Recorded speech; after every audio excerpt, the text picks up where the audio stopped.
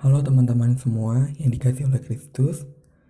Selamat datang kembali di Misinar Sejati Podcast. Kali ini tentunya di episode ketiga. Jika kalian sudah mendengarkan episode 2 bersama Bening Larasati, silakan komen, like, dan follow akun IG-nya. Pertama-tama, kita akan membahas tentang atribut liturgi. Kita akan mulai dari atribut liturgi seorang misioner. Atribut liturgi seorang misioner dibagi dalam dua macam. Macam yang pertama yaitu adalah alba atau jubah dan dilapisi oleh superpli. Dan jika kalian yang merasa kelonggaran di dalam memakai alba, kalian bisa menggunakan single untuk mengencangkan. Lalu macam kedua adalah superpli, rok, dan mozetta. Rok ini terbagi dalam dua macam. Ada rok karet dan rok yang tali. Biasanya rok tali akan dikencangkan lebih kencang lagi dengan single agar tidak melorot saat bertugas. Lalu ada yang namanya velum.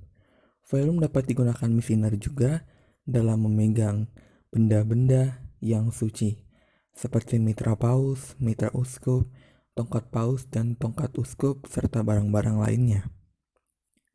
Lalu kita akan lompat ke lektor.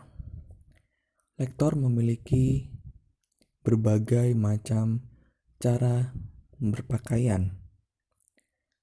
Ini adalah salah satu cara berpakaian yang sering kita dapati di Indonesia, yaitu adalah alba dan mozetta serta single. Pakaian ini sangat simpel dan mudah diingat karena kita sering melihatnya saat pembacaan pertama dan bacaan kedua. Lalu ada prodiakon.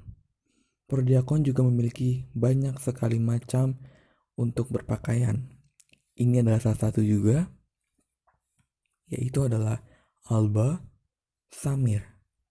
Samir ini adalah seperti stola, tetapi samir ini pendek dan memiliki salib di tengah-tengahnya seperti kalung.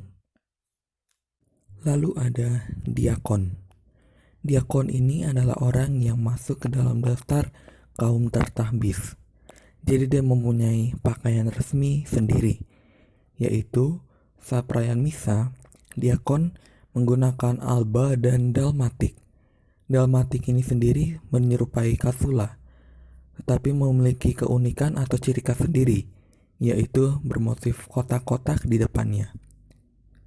Dalmatik hanya bisa dipakai oleh seorang diakon atau kardinal yang menjadi diakon. Lalu ada imam. Imam memiliki banyak tata cara dan banyak ritual sebelum memakai baju atau busana yang akan dipakai untuk misa itu, yaitu saat pemakaian stola, imam harus mencium lambang belakang stola baru dipakai. Lalu imam akan memakai kasula dan jika diperlukan, imam juga akan memakai pluviali. Pluviali adalah sebuah jubah besar seperti mantel yang bisa dibilang seperti kasula tetapi ukurannya sangat besar.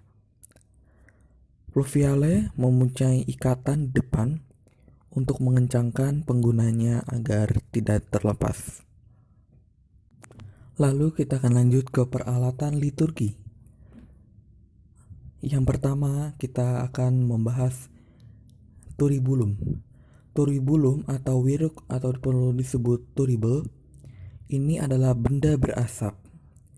Benda ini memiliki tempat arang di dalamnya atau tempat sebuah pembakaran, di mana di tempat pembakaran itu akan dituangkan bubuk atau biji-biji dari dupa itu.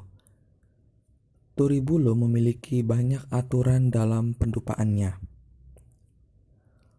Lalu ada hisop.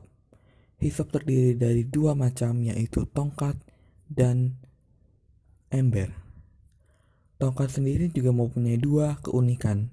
Ada yang bersabut dan ada tongkat yang memiliki bola di atasnya sebagai penampungan air, dan saat dipercikan air akan keluar dari bola tersebut.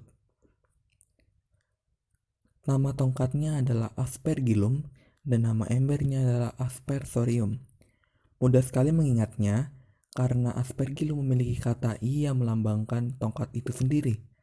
Aspersorium memiliki kata O yang melambangkan ember itu sendiri. Lalu ada lilin. Lilin ini sering kita gunakan untuk di altar sebagai tanda cahaya Kristus atau terang Kristus yang menerangi kita. Lalu ada salib. Salib terdiri dari 3 macam. Yang pertama adalah salib altar atau salib yang digantung di tembok altar, dan salib di meja altar. Salib di meja altar biasanya cenderung ditidurkan atau dipasang menghadap umat atau imam. Dan yang terakhir adalah salib tongkat.